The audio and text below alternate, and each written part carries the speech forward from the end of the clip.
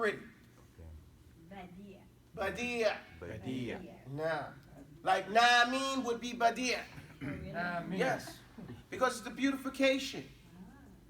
You know, you made a long statement short, you made it expressive. An expression is better. Fahmeen. Nah. But Fahmeen is literal as well. Because Fahmeen it would be Ma'ani. Because the ani would be amongst the bayan. Because the meaning is right there. Where an expression might not have the literal meaning. He's like the sky. I mean, he's like the moon, the bedr. Is he really like the moon? You get my point? But bright and shiny and brightens up the night. So if it's a dark place and he brightens it up the whole sky. So that would be like a badia, beautification. But this, my point is just to show you that there's the third sign. This third science here is called lugha. What's it called? Lugha. Lugha.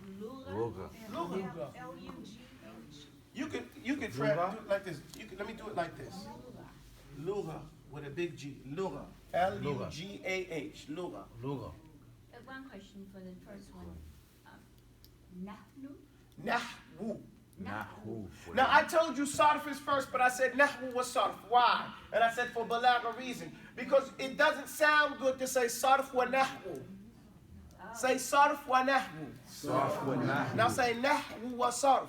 Nahwu wa sarf. Which one sounds better? The latter.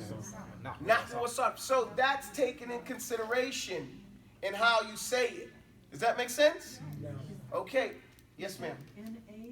N-A, this is an A in Brooklynese. N-H-W-U. Nahu. Nahwu. You guys got to excuse my chicken scratch. We're talking about slaughtering chickens this morning, right? And after the word fiqh, what do you have written on that? Fiqh of Nahwu and Sarf. The fiqh of Nahwu and Sarf. That's the same word as the word Yes. fiqh. Meaning that why we use this particular. Let me go again. Sarf, I said it's the first science, right? Yes. Why?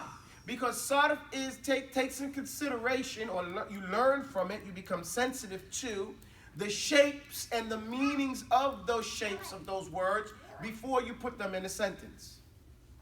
I'm trying to show you that this is basically a circle. Okay?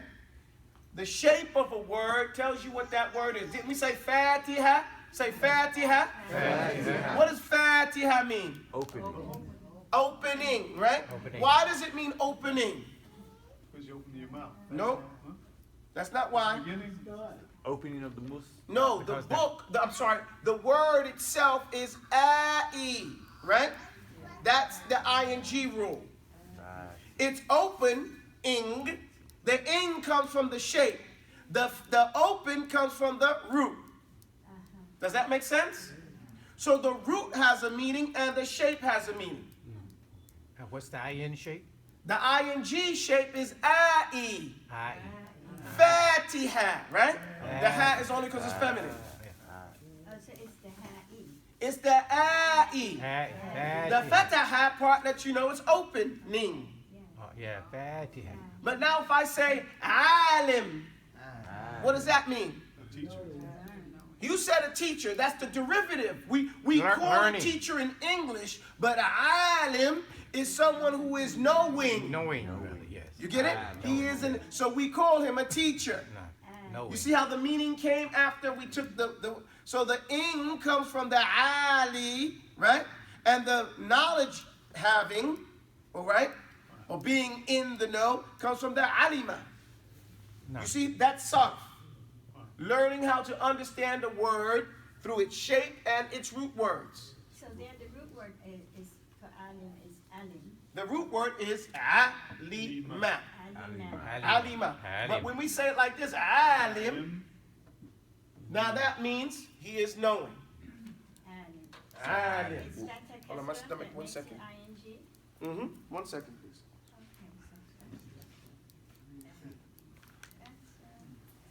How about the fat is the one who's doing that? So ilm, the first one, ilm, is being the bottom one is knowing. What's the top? Just like not. No, that's the root word, alima. I didn't know. The one who has the knowledge is the alim. Okay. And Sorry, Sorry. sorry. And most Arabic verbs are in three letters. It's Alif, the first lam, science in the mim, shape of words. Or three letters. Thump, thump, thump. Thump, thump, thump. Thump, thump, Shape thump. of So this is the doer verb, the one that has. Okay. Nah. If you have sajida, he's prostrate. I don't remember. Sajid is the one who is prostrate. So when That's where the aleph and the id come from, sajid. Give him the roots of sajda. Sajida. Give him the roots. I gave you the roots, it's just sajida. It's three letters. Sajida, Sajada, Sajada. yes. Saw, Jim, No, not sorry. not the letters. Seen. The Scene, scene. the scene. It's like Scene in is- master okay. church. Scene, okay. Sajida. Scene. They He normally, prostrate. I got you But the now. one who is doing that, the prostrate, is called sajid. It's like alima. It has a sin, it has an aleph, has the jim has a kesser on it. Then you also have sujood as well. That's the position. That's the actual position, physical position.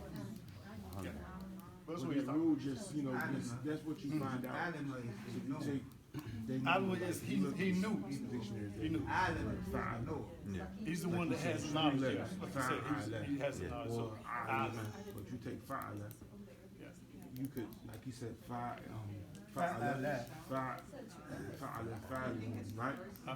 That would be the Fa'alim. one who's doing something, right? You can break that word down, keep putting memes in front of it because, that's just the root. So once you know the root, I mean, it might be 100 words to branch off of that. No, That's that's what's soft. That's a soft, soft. That's the word up top, soft. what's But you had the soft. word kataba, he wrote. Katib, Katib he's a writer. is the writer. He's a writer. Katib. Because of the ending. You change Because the the ending. the calf has an aleph behind it, No. okay, and the tab which follows has a kasr. I guess the point Katib. here is not really understanding how to break it down, but know that sarf is just basically, the what did you say? Working Basically from like the word, how the word is It's constructed, how it's How it's constructed. constructed. Working from it, and how it's constructed gives you the meaning. So the definition of soft would be roughly like construction of a word. Instructions, we ask him when he comes back. You he'll can tell kind you. of, you kind of look at it and say, okay, in general, if it has that aleph after the first letter, then something is doing something. Yep. Oh wow. So he Okay. has Okay. Darasa. Darasa. He learned. Darasa. Darasa. Taught. That is some body. Or he studied, on Darasa. Darasa has two laws. Body. Stronger. It means that you gave out. It's like the raw has a sajda over it, right? Is that what Yeah. makes it strong? No, such. Yeah, shadda. Shadda, yes, no, That, shadda. look, that he going. Bar keep going, right? Just keep going on, right? Yeah, you can. But that's the soft. The soft is it's amazing.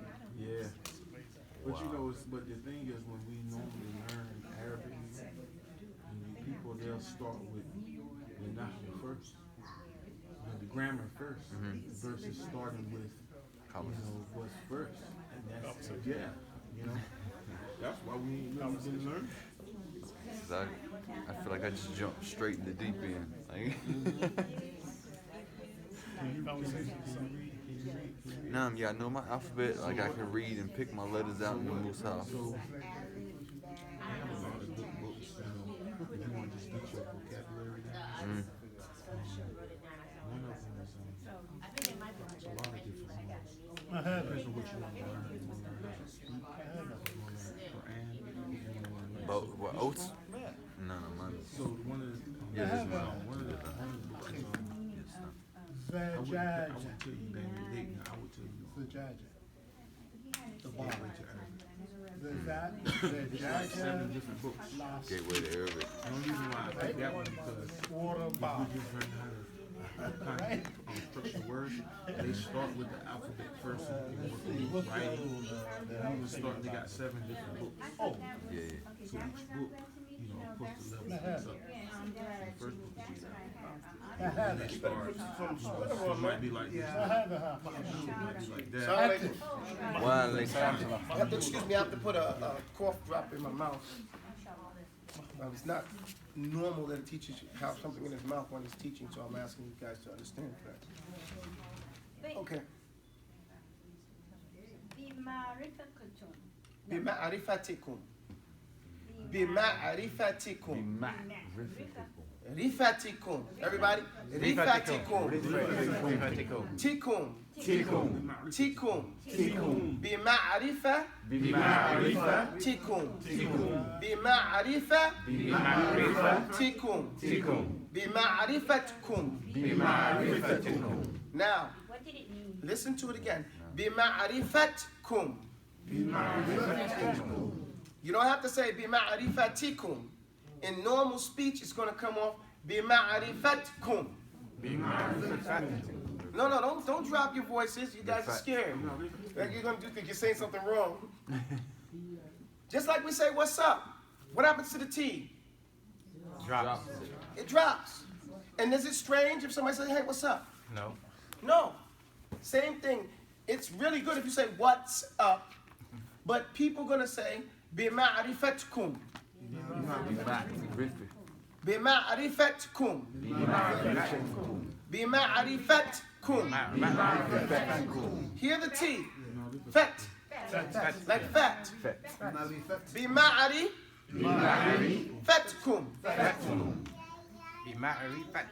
بمعرفتكم. And it sounds like you're saying بمعرفتكم. But it's just faster, right? بمعرفتكم.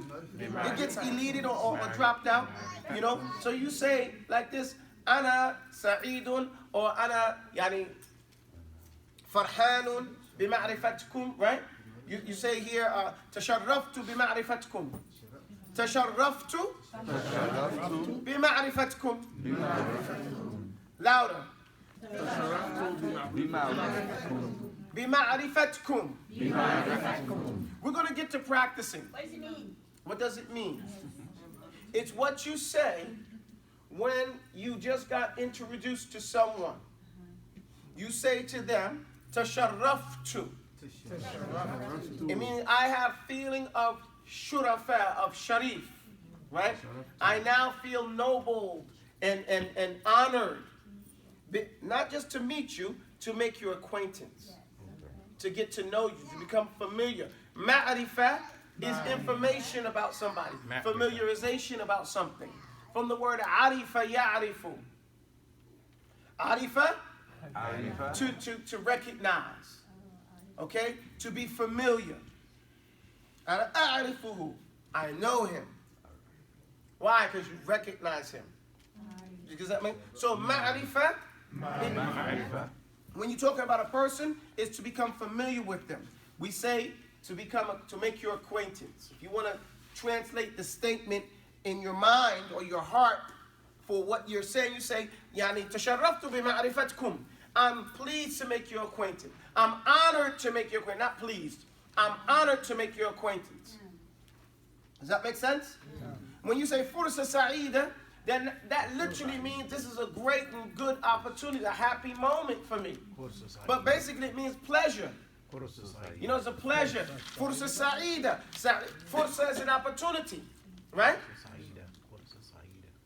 So this will be your response to This the is word. the response that you make when someone, let's say, we're going to practice that. Hold on, you guys get me off my lesson plan.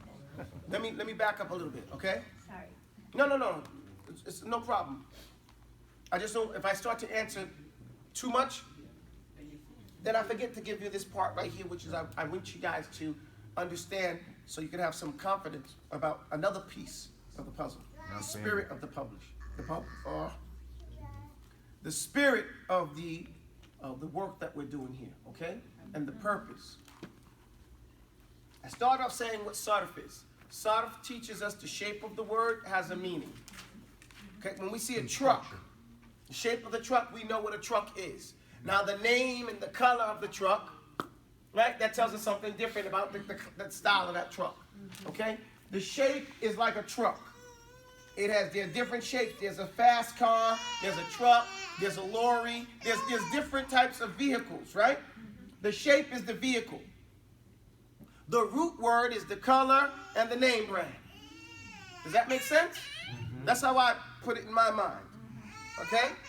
Now, if the shape is I-E, let's use the word fa'ala as a root.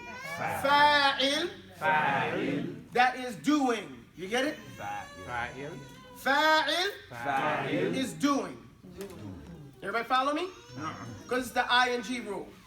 So fatih is opening. You get my point? Alim is knowing. Everybody follow me? Okay.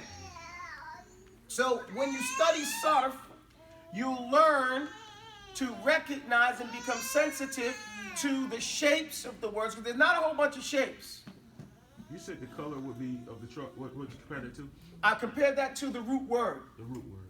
The root letters would be, let's say, alima in this case, or fataha in this case. You get my point? That is going to be the root, or kataba in this case. Kataba means what? He write. Don't write he wrote. Say concern is regarding writing. Right. Okay? It has something to do with writing. Everybody follow me? Don't think like the mustashriqeen. What do you call those guys?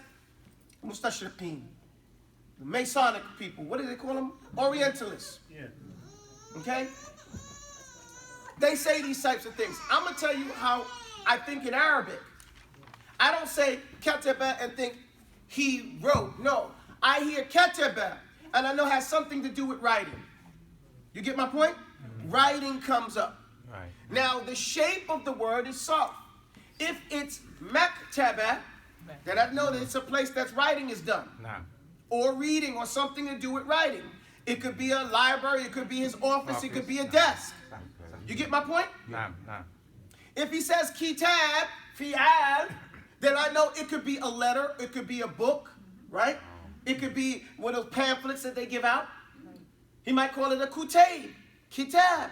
You get my point? Katib, that's the fa'il, he's a writer. You get my point, guys? So, that's how I want you to think. Don't say, no. As soon as you hear the root, understand it has something to do with that. That concept. And that concept is more fluid in your mind. It's easier to shape and put it in any other picture you want. And it doesn't have to be solid. Like I said, like kitab. I don't say kitab, book. No. When I think kitab, I think something that someone has written for someone else to read. Isn't that wider? Okay? That's anything, any publication that someone wrote for someone else to read is a kitab. And that's the Arabic mindset. The aleph on the middle word, what does that do? Because you said kitab. I said fa'il. You said kitab. Fi'al, in that particular case, is, I'm going to start teaching you sarf now.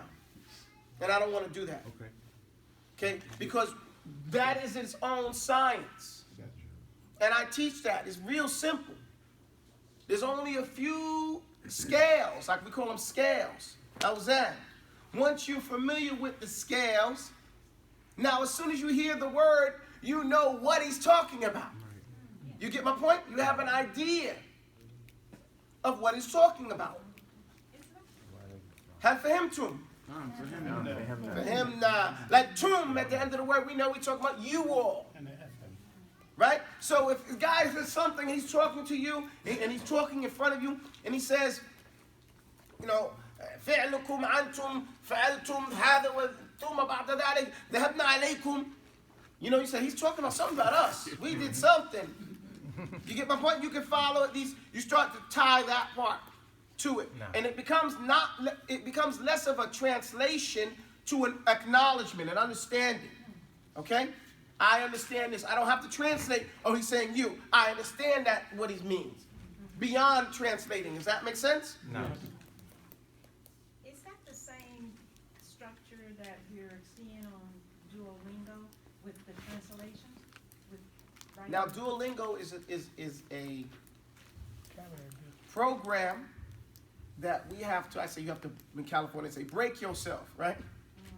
Meaning that you may have to adjust your whole mindset to fulfill the obligations they have set, the way they want it to.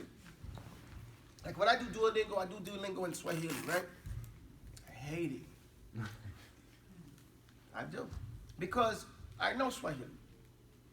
And so when they bring a word, and I know what that word means, but there's no English way, agreed upon English word for that. You know what I'm saying? So I put, well, it means this, and they go, wrong. And I'm like, oh, you mean wrong. Because according to their system, they only have one word for it. So now, in order for me to go through the whole thing, and I need to go through it, why? Because otherwise they'll drop it. See, if not enough people study that language, what happens to that language? We don't need that language. Nobody's studying it. Right. You know? That's why I go through them. You know?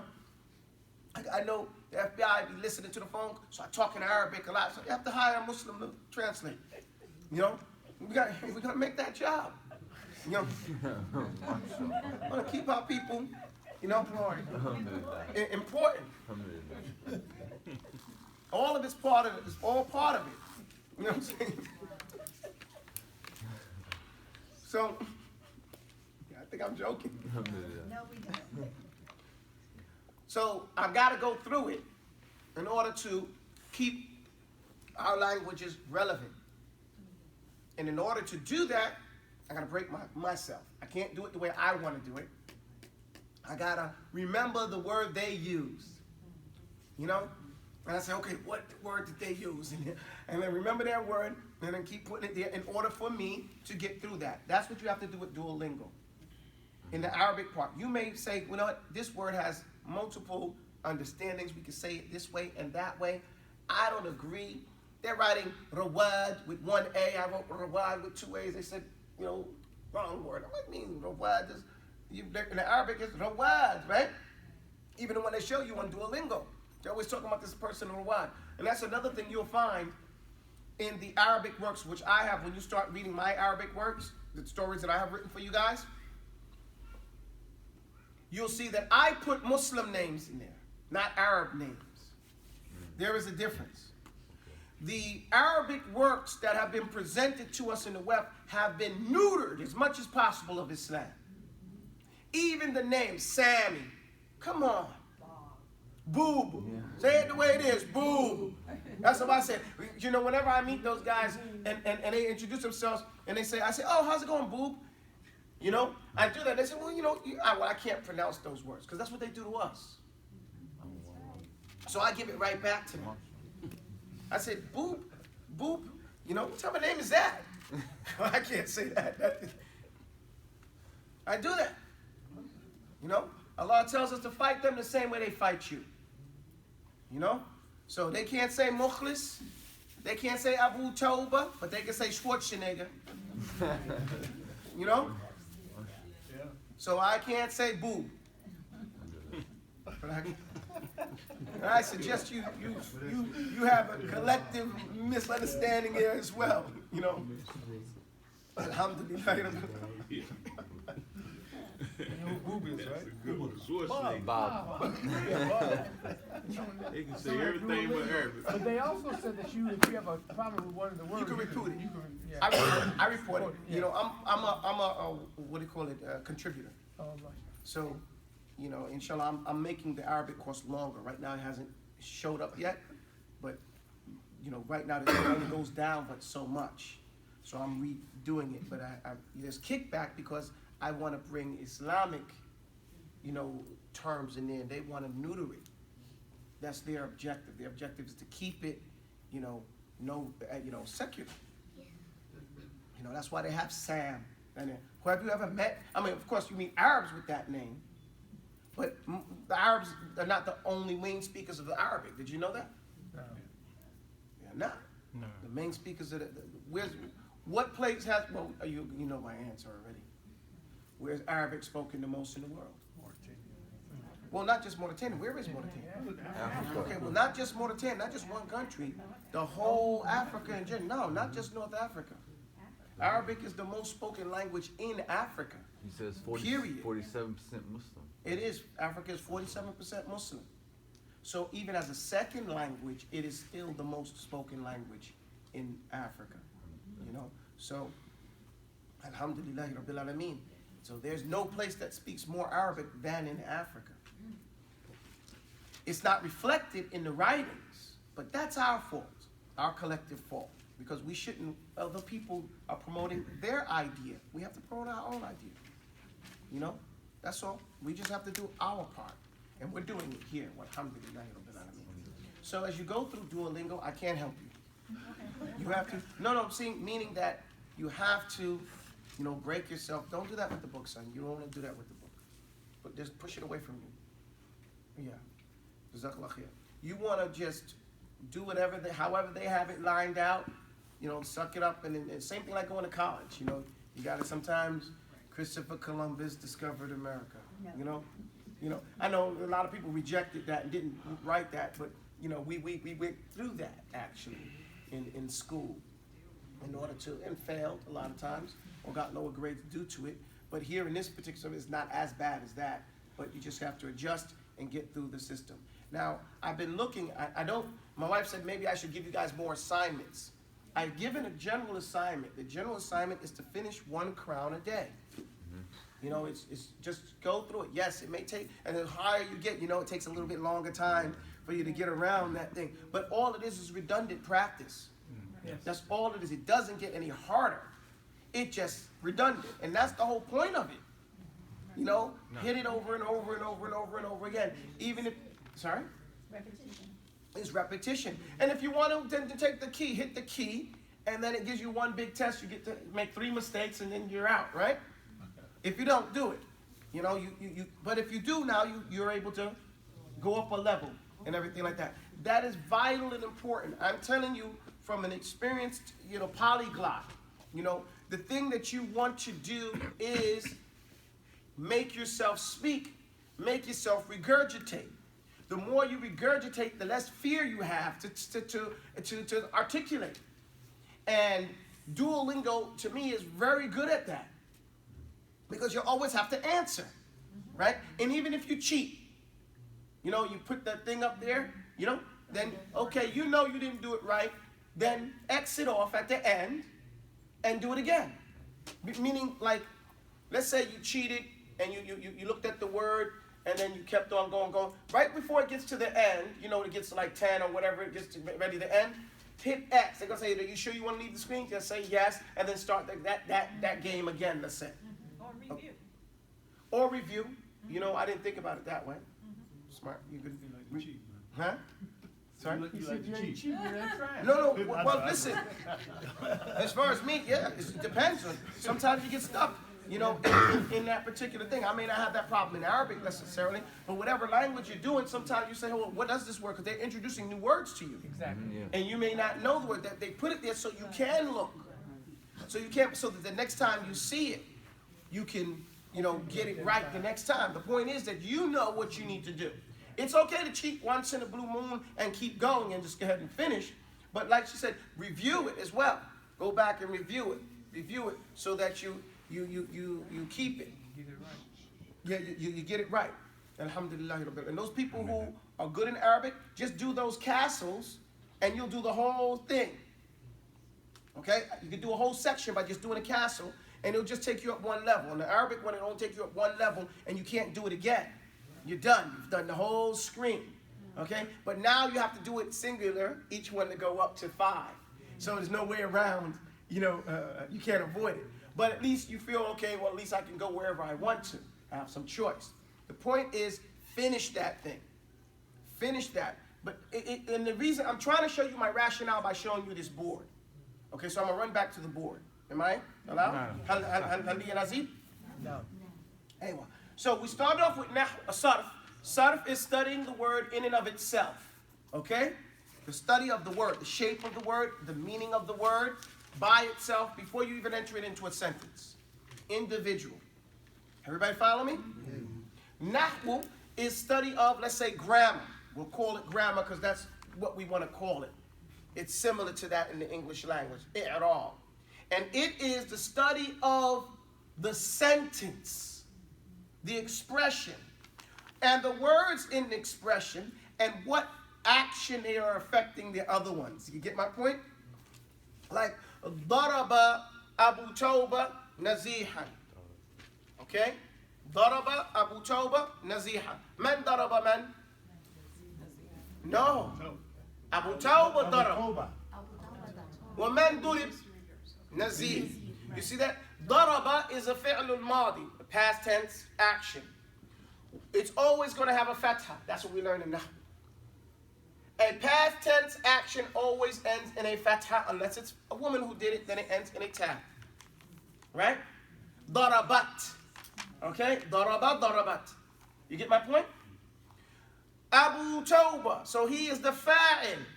Marfu'un. He's always going to have a dhamma. Or what comes in its place. Dhammun, wawun, alifun, wa nun, alamatu rafi biha, takun. You know, we learn those poems to learn what is the signs of raf'i, which is a dhamma, wow, alif, and nun. So this is Abu Taubah, and Abu is one of Asma' al-Khamsa. The 5 names, Abu, Akhu, Hanu, Famu, wa Dhu. They're always going to have a wow on the end of it when they're the doer. Dhu malin, Hamu kifuk. Now? So in that case, Daraba Abu Taubah nazihan. Why? Because he was durib. He's maf'ulun bih. He's the object of the action. Where I'm the fa'il, the doer. You get the point? So you have the action, the doer, and the object of the action. And each one has a different ending. That's what we study in Nahwu. Now, what should come first? So, You get the point? But see, most people are like, they still want a pair of Adidas. Our people are still stuck on fashion. Stupid fashion. If we would just put things into context. What's that girl's name? She's dead now, alhamdulillah. What did she do? I think her name was Lily Rothschild. Something like that. What did she do? She was a witch. Okay? And she said, she made a statement. She said, we are going to enter into the Muslims erotic and raunchy writings and wasteful clothing, fashions, that's what she said. And fashions that are wasteful, like they spend a lot of money for, trash. Okay? Till we bring them, he said, on their teens, on their teenagers. That's what she said. She laid it out. And they have continued that. This was in the before 1918. It was like, let's say 1915 or something like that. Okay? Early in that time, she said that. And then she opened up a fashion store and started selling, and she started doing by selling magazines. First, she gave them out for free with European fashions in it. What she said was European fashion. And then what happened?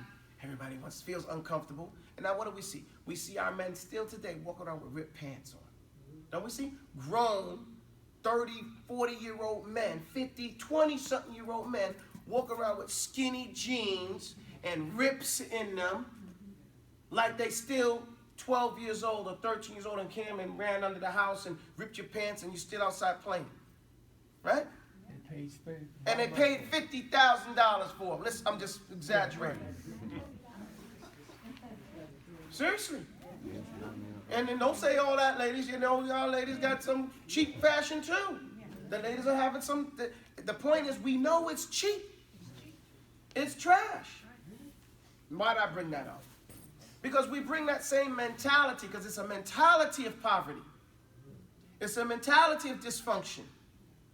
It's not necessarily the thing anymore. So what that mentality of following the fad has done, it has affected the talabul ilm. I see you going like that. No. So instead of thinking, what is the definition of this and what is the definition of this? And then once you know that, the first thing you say, well, sarf should be studied first, right? Now, you guys got your ear to the YouTube and on the blogs and stuff like that. Nobody's studying sarf. Everybody wants to study nahwu. Why? Because they heard of Ajrumiyya, right? Yeah. Man, I want to get with Ajrumiyya.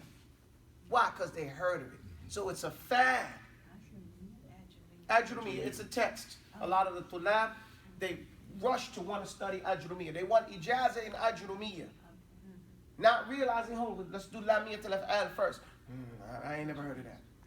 Or, you know, it's not too popular. But So no- you study based on what's popular? But nobody's really teaching sarf. What do you mean So- nobody's not teaching I mean, sarf? I'm Come not on, saying stop now. nobody, but the majority of people that I've been teaching sarf Arabic, since But 2006. that's you. But most of the other teachers not teaching sarf. Well, the Well, first they thing don't have it. Well, the first thing everybody throw on you is the They Medina. they throw the grammar on you first. Okay, hold on. See, I don't like that term they throw on Well, if you don't know where to start, you Okay, trust well in then your that's teacher. your fault. Because if you claim to be Salafi, right? You claim you following the Salaf. What did the Salaf say? Before they went and studied, they learned how to go study. Isn't that correct? Yeah.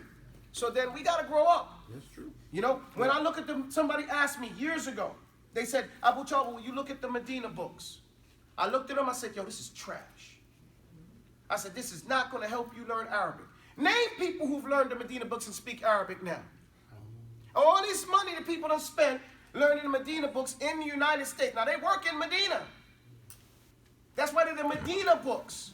Because they're designed, seriously, guys, they're designed to help the people who came to Medina to learn how to speak while they're in Medina. They're not designed. The person's not an idiot who did it, Abdul Rauf. No, he's not by far. But the design was to help people in an Arab environment.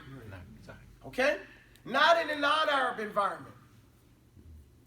But it's a fad. You see what I'm saying? You just proved my point. And, yo, they say this, they say that. But instead of people looking and thinking, they do what everybody else is doing. So do they really want us to learn Arabic? Who's they? The Stop. teachers, Stop. the Hold on, people stop. who- Hold on, stop. The people who are pushing the books and people who teaching. People are doing what they know, Akhi. You know what I'm saying? You have to look at whoever the person is, because really, sadly, it goes back to the fad mentality again. Before, let's say back in the late 80s, we thought Medina University was Harvard of the world. Right or wrong? Yep. Okay. But once we started to study and we realized that Medina is designed, the way they have it, is designed to make an evangelist for the most part. Okay, they go there and most of the people graduate from the College of Da'wah. And so they're able to come back and give you da'wah on the deen. Now, alhamdulillahi rabbil alameen, there have been some other people, bright stars, who didn't go to the kulliyah to da'wah. They went to, let's say, you know, to the Sharia, the science of Sharia, which is totally different. That's a harder science right there. Or they went to the hadith sciences, or they went to the Quran. Those particular sciences are going to be professed and done differently. You understand where I'm coming from? Yeah. Or those students who went through the da'wah program over there, Kuliyatul Da'wah, and they didn't just come home when they got off work. They went to the masjid, or they went to Unais, or they went to the different place and they sat with the ulama. Notice I said they went to the college, but then afterwards they went and sat with the ulama. Some ulama. Not saying they're not ulama there, but those people are restricted while they're professors doing the curriculum. Okay? Then when you come out of there and you go to the masjid or wherever the person is teaching and you learn the traditional way, then you get a stronger student. Sadly, majority of them, because of the time frames they get in locked up when they go to Medina, they don't get a chance to master the Arabic language. They become fluent, articulate speakers of Arabic, but that doesn't mean you get, when I say masters, I mean you have a master's in Arabic. You get my point? A master's. Just like an English person gets a master's degree in English. And Arabic is the first science because all the other sciences are muftaqirun ila al-Arabiya, are in need of your understanding and based on your understanding of Arabic. So if your understanding of Arabic is right here, you're conversational, which is wajib on every layman, the scholars have a higher criteria. Do you understand what I'm saying? Yes. And we think here, because we're blind, you know, oh, the person speaks Arabic, you know, oh, he must be a scholar. No. That's what everybody's supposed to be able to do on a conversational level. Basis. Is it lawful? Let's talk about some. Back in the 80s, we had a big problem about the khutbah being in English. Anybody remember that? No. And we had a big problem because initially when immigrants were starting to come over, it's like, hold on, man, what are you doing the khutbah in English for? It's supposed to be in Arabic. And they're right. What's the proof that they're right? What is it called? No. What is the whole thing called? Juma what? Salah. Salah. Can you do salah in another language? No. You get my point? But we fell so far from what we're supposed to be at. Okay? And then some of us, talk about us, our people, we're like, hey, you know what? I hate Arabs. The way they treat us, and I ain't never going to learn no Arabic. And if I see an Arabic talking, play to me, I punch him in the mouth. You know, sir, that was the attitude for a while. Not realizing that, oh, you know what? We're the most Arabs in the world. You get my point? Again, ignorance of self and reality. You get my point? So, and I mean by that, we are the largest group of Arab-speaking people on the planet, you know, realistically. But my whole point is that we shouldn't just follow. We claim that we didn't want to have the stink of taqleed, yet all we're doing now is taqleed. Okay? And what if we want to really be, you know, intelligent and intelligent consumers, I just make, just when I mention that, you remember there was a bunch of us Americans that used to work for Dar es Salaam. Okay? Even just recently, they were talking about Bilal or Bilal Abdul Karim. He's a reporter now in Syria. He was my supervisor when we were in Dar es Salaam. Okay? It was me and him shared an office together. It was him, and I was in charge of the research department, you know, the project management of the research department, and he would take our things and process it through the Dar es Salaam thing and take it to China and things like that. That was his job for it, and he was also in dispersing and getting the monies and everything like that. And you had also, you see, Abu Khalil, you know, you had a bunch of, well, I forget the brother's name. I edited his books. He did the book, The Golden Series, and he was in Atlanta for a while. I forgot his name, African-American brother, or African brother from America. What happened is everybody quit. Why did everybody quit?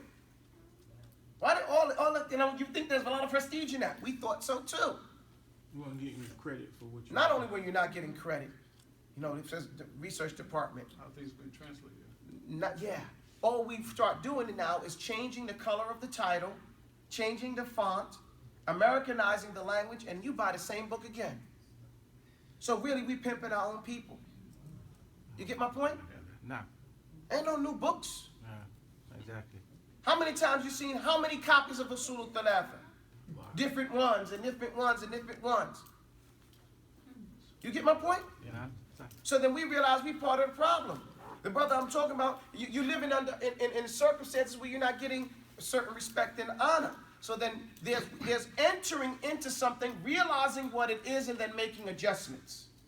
Does that make sense? Mm-hmm. Maturity is to make adjustments. But most people don't want to make the adjustments because they feel like I got to go back. I don't want to go back. I don't feel like I'm stupid. I don't want to care what somebody's going to say or something like that. Does that make sense? Mm-hmm. Whereas all you got to do is take a couple of steps back in order to take good steps forward. That's all it is, has to be sometimes, to make the proper adjustments. And that's what I'm saying now. We can say before, oh, we didn't know. No, we can't say that now. We can't say that. Now what stops? Now they use another thing, a tactic, this separative mentality. I'm not going to take from this one. I'm not going to take from this one. Baby, you've been taking from us for the longest. You know, Riyadh al-Salihin and all those other books, who you think edited them? You get my point? But again, ignorance. Not being in a clique, or being in the clique becomes more important of getting, actually assessing the quality of the education you can get from an individual. Whereas the point that people say, yo, you know, I'm not talking to him. Why? He's off it. Why? Well, he got to get his situation right with the Shaikh. What Shaikh? How does he do that?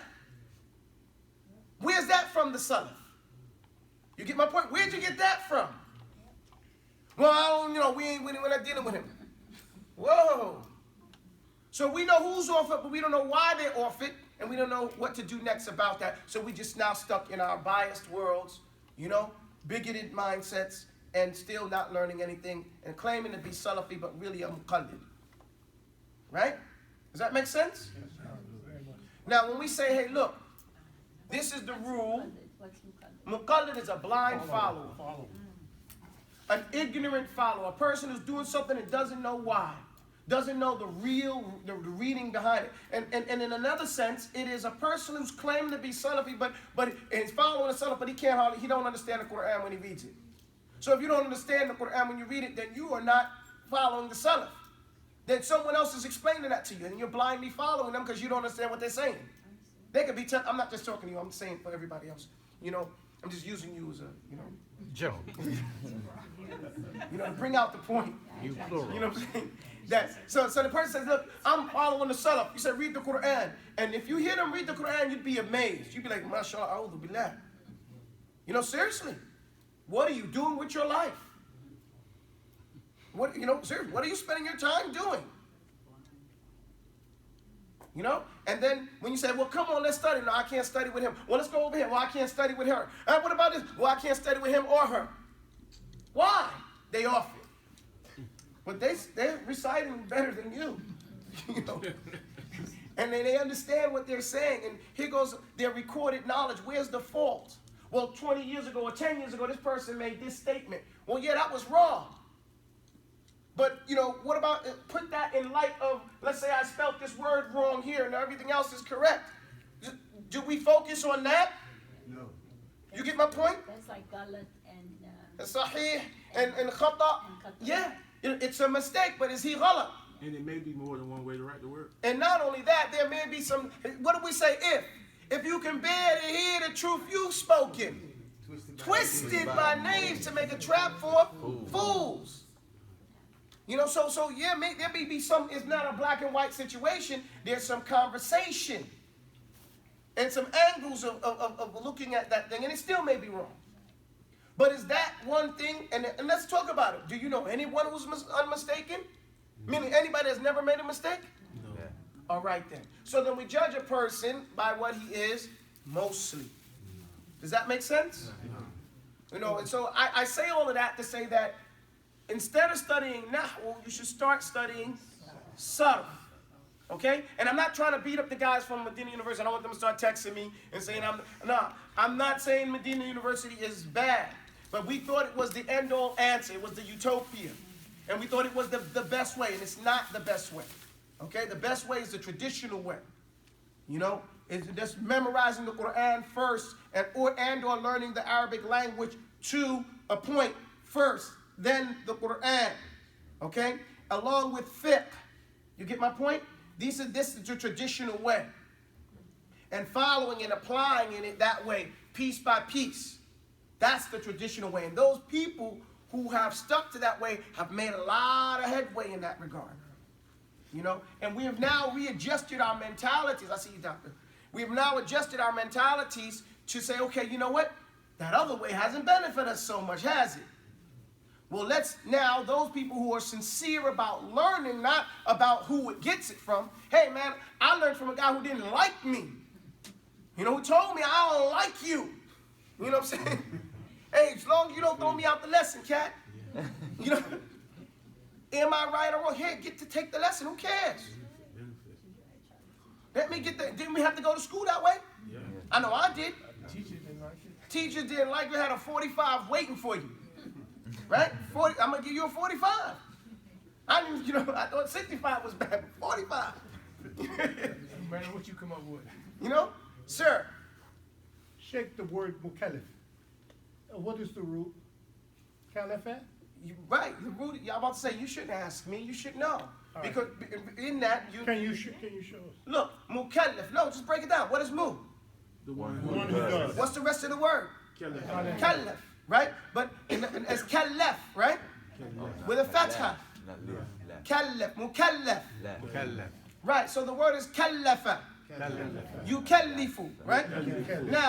Now here the root word is going to be kalafa, right? Something you've been made accountable for. Someone makes you accountable. Allah, you know, وَلَا يُكَلِّفُ اللَّهُ Allah يُكَلِّفُكَ فَأَنْتَ مُكَلَّفٌ. Okay? Allah, the kasra on it would make you are the one. Okay? Mukallaf is someone made you that. So mukallaf is one who has been made accountable. Does that make sense? No. Well, mukallif is the one who makes others accountable. Wow. See the attention to detail to the language? Mukallaf is the one who's accountable. No, the mukallaf. Mukallaf with a fatha is the one who has been made accountable. Mukallif is the one that makes others accountable. La yukallifu Allahu nafsan. Allah yukallifukum, right? No. He's the one that makes you responsible. Do we get the same word khalifa? No, it's a whole different, not even the same root word. It's a kha. And that's why pronunciation. Khalafa. Khalfi. This is my khalfi is wara'i. Khalfi is behind me. And khalifa is the one that comes after the one that came in front of him. Yani khalfan ba'da khalfan. You know, it comes from the old Arabic poetry where he says, you know, where Zuhair ibn Abi Sulma, he says, Amin ummi awfa dimnatun lam tukallami wa hawmanati darraja falli mutatallami wa darun laha bi raqmatayn ka'annaha maraji'un wahshmin fi maraji'in mi'samin biha al-ayn wal ar'am yamshuna khilfatan. Here we go, that line comes there. And he says, بِهَا الْعَيْنَ وَالْأَرْآمِ يَمْشُونَ خِلْفَةً.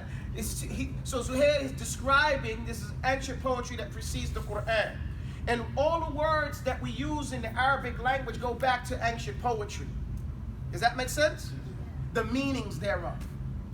And so back in the days, if you wanted to know the meaning, they would say, bring a line of poetry from Jahiliyyah to tell us how it was used then. That's how Allah meant it in the Quran. Why? Because He sent down the Quran ala fahmihim, on the way they understood already. That's what the brother from Mauritania was saying. Right, that's why we learned so much poetry there. He says, so Zuhair ibn Abi Sulma, and he's considered, his poetry is the poetry of hikmah and war. Okay? He says he walks up on this place and he doesn't see anything. I mean, ummi awfa dimnatin lam tukallami. Does she have like a house? You know, the spot where the house was and it ain't talking to me? Bihawmalati wadarraji fal mutatallami. Like over on Nostrand Avenue and Park, you know, and over near Church Avenue. He's like describing where here.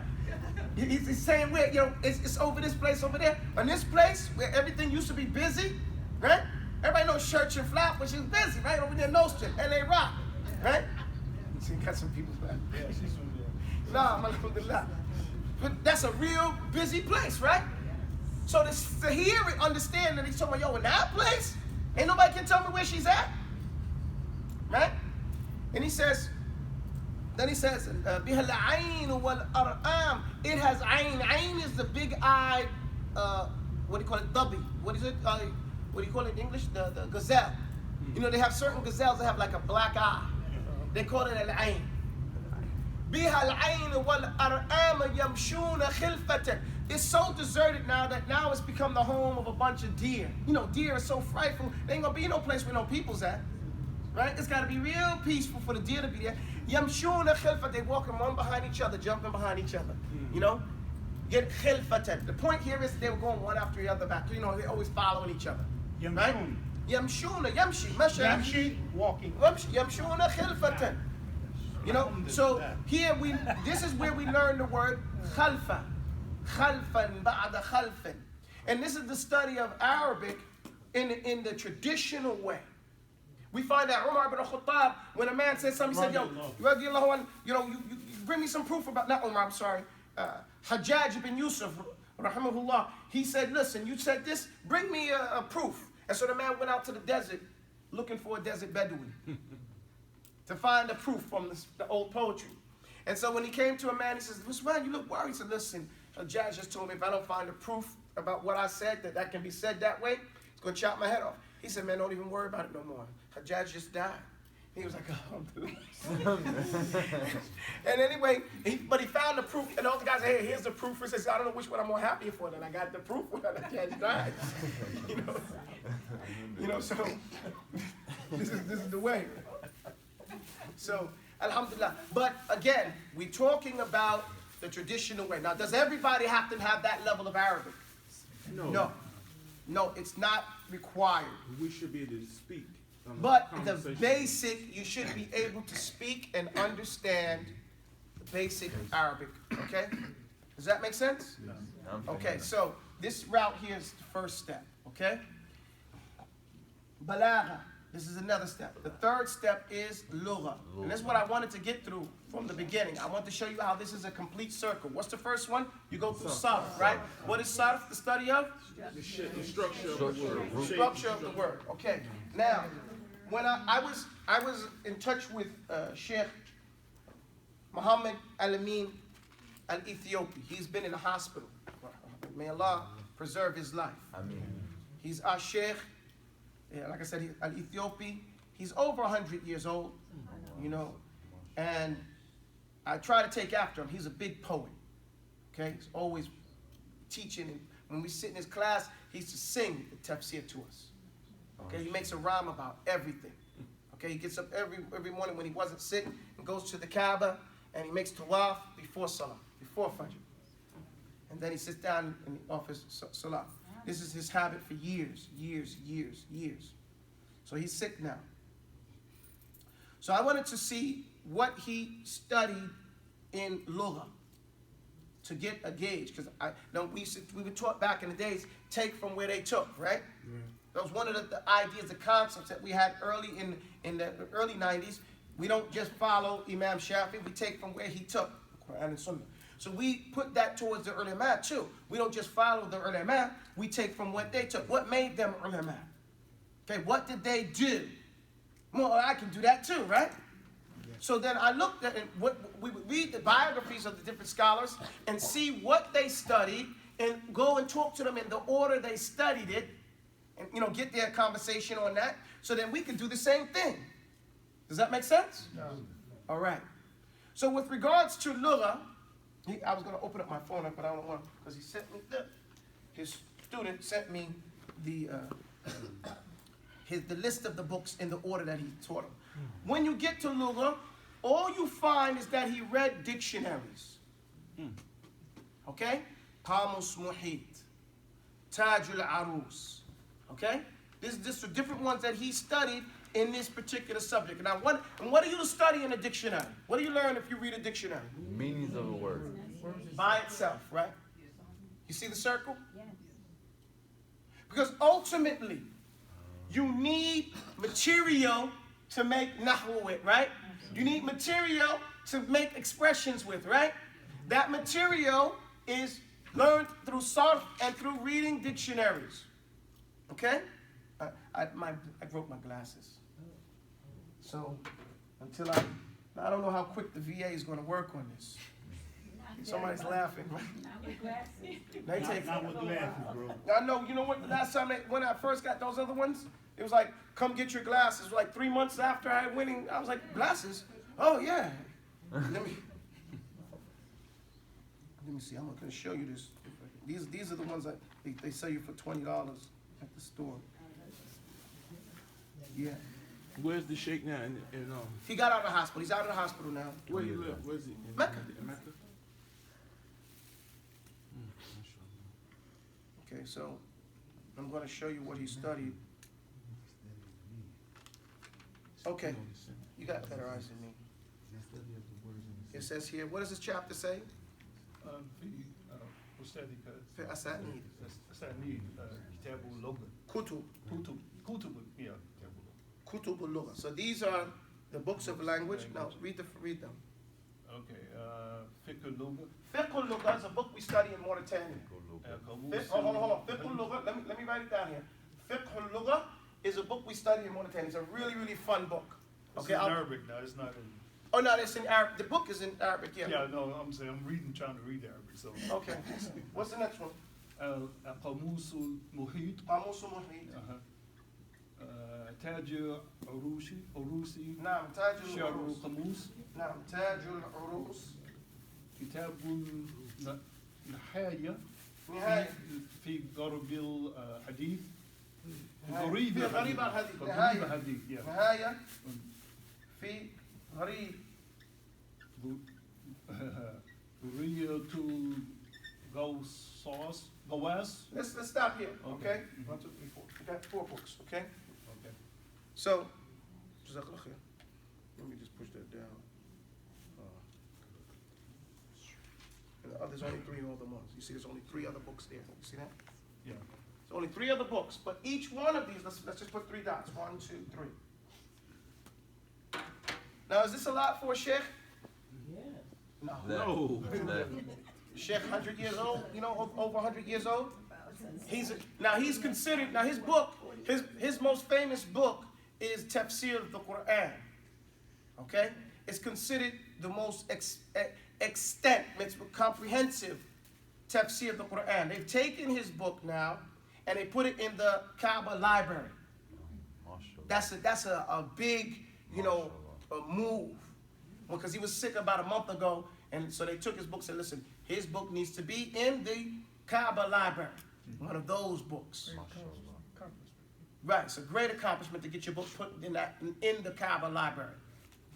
Now, his tafsir is considered reading 9 tafsir at one time. Okay? And it beats you from probably reading, maybe, if you read just that book, it'll save you, I'd say, 10 years in the study of tafsir. Because his strong arm is the language. Explaining what it means linguistically. Explain the hadith that explain that linguistically. You get my point? Fiqhul Lugha is a dictionary. It's not even a dictionary, it's an encyclopedia. It's like al-Mawrid, really. It explains the word. Like it'll say that a rajul is someone who is 40 years or older. Okay? You get my point? Not just a man. Not just a man. Okay? Qamus al-Muhit. Qamus al-Muhit is again another book we use in Mauritania. We study these 2 books in Mauritania. Okay? Mainly. Muhit means ocean. Qamus. The ocean's dictionary. Qamus is another dictionary. Okay? Meaning this book, this dictionary is an ocean. It's set up different than any other type of dictionary ever written. It's not set up by the first letter, it's set up by the last letter in the root word. Okay? So if the last letter is alif, then the first word will be a. The second word will be abadah. Okay? The a at the end. You know, get my point? And now, you know why? Why is it set up that way? Anybody know? Arabic poetry is about the last letter. Oh, so he can bring Okay? it all back. So if the last letter has to match. So in order for the poets, that's why I said Mauritania, everybody's a poet, right? In order for the poet to find a suitable word with the same ending. Okay? So the beginning don't really Now, the beginning matters because it says, it starts off with alif, alif ba, alif ba ta, alif ba tha, you know, it's going to tell you all the way through until you get all the way to the end of the dictionary. So you have قال ابن أب واسمه محمد الله في كل الأمور أحمد مصليا على الرسول المنتقى وآله وصحبه ذوي التقى وبعد فالقصد بذا المنظوم تسهيل منثور بنا جروم لمن أراد حفظه وعسرا عليه أن يحفظ ما قد نثر الله استعين في كل عمل إليه قصدي وعليه متكل. You see the end of each one, you know what I'm saying, is followed. So in order to keep that, you need a dictionary where you can find it. And that's what Qamus Muhit does. Okay? Taj Arus. I told you I had to use this dictionary to explain the green dictionary of, what's his name? Handswear. Because they said, no, we're not accepting handswear. Okay? We're not taking nobody's word. You know, no non-Muslim word. Here, take Taj Arus and check those words. Taj Arus is that dictionary. It's very, very comprehensive. Taj Arus is the crown of the now the Arus. The Arus is the married the person. What's the person getting ready to get married? Rice. No, bride. Bride. Yeah, Arus. like the bride or the groom. You know, Arus. Arus is the groom, the guy that's about to get married. Okay, so it's the crown for the guy that's about to get married. Okay, meaning, can you understand why that would be called that? You're about to be a sheikh. This is your crown. You guys get my point? You're about to be married, meaning you're about to, step it up now. So once you finish Taj Arus, now hey, this is going to crown you because you know these words, language, acquisition. And then look at this one. Nihayat fi gharib al-hadith. This is the final word in the strange words in hadith. Isn't it appropriate? You gonna Yeah, say it one more time. Nihaya, meaning the hayatul kalam, the final word. Right? Everything is said about this all the way to the end. Okay? Some books you read and it has, okay, and they said this, and you look up this, and you look up that. Nah, Nihaya has it all laid out. It's all right here. The final word in all the strange words in hadith.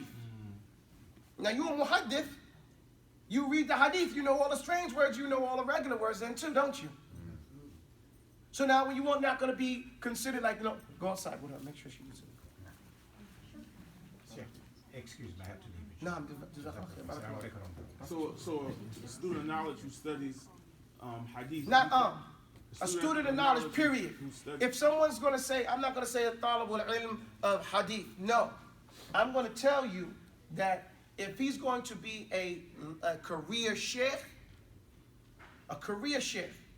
the minimum is the first three.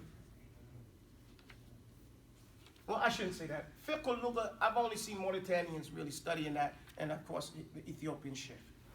Okay? But, as I say, when you go for a job nowadays, you got to be double qualified, right? And these are volumes, not just one. No, this is Fiqh al-Lugha is one volume.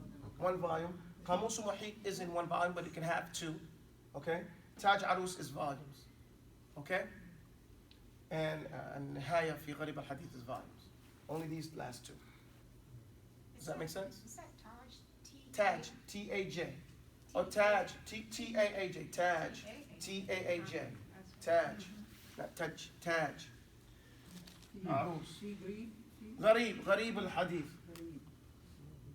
Now, the point I'm trying to make, I don't expect you guys to buy these books. I don't want you to. No, I don't want you to buy them. All I want you to do is read yours. Hans where? Read your hands where. That's because our step is a little bit different. This is for a scholar to read. This is what I have to read. I haven't read Nihaya fi Gharib al-Hadith. I read a mukhtasar, a summarization. Okay? But I have read these other three. Okay? And I have them at home. And I have another one that we study in Mauritania too. And that's Lisan al-Arab. And that's the longest work right there. But my point is, all I'm asking you guys to do is read one or two books. Either the Mawrid or the Hands Where as a dictionary. Does that make sense, guys? Yes, sir. And that's enough for you to understand that this is the section here that it goes back to the first thing you have to know, and that is to have substance, to have some type of material. The material of the language is the what? The words in the language, right? We call it the madda. That's what it's made up of the words. Now I see guys for years and years carrying around the Hands Where dictionary, and we're all thinking about what do I have to do to become fluent, right? One of the things you have to do is stop looking for other things, because when you have too many materials, you get nothing done. That's what happens in learning language. Oh, I got this over here, I got this over here, and I got this over here. Ugh! And the next thing you know, 3 weeks go by and you never even look at this other thing. Right? Why? Because this stuff is so much more work than you thought it was. Okay, so let's do it like this. Did you write any books on SAR? Small Yes, books? I wrote a whole book on song. Can we buy them? No. But then you I said don't- that's where we need to start. No, that's not where you need to start. You need to stay in this Dictionary. class. Okay? No, seriously, one of the things, حَكَمْ تَرَكَ الْأَوْلِ الْآخِرِ. Because I Okay? was, Listen, as it may be financially good for me to do that, it's not beneficial for me morally to do that. And it's not going to help society. You know, you are here. You need to finish this step before you pick up the other foot. And what happens if you pick up both foot at the same time? You fall. Read the book you got. I told you personally, since you already speak Arabic and you got a whole bunch of Arabic readers at home, to bring them in so we can set up a reading schedule. Does that make sense? The rule is exhaust what you have before you look to buy elsewhere.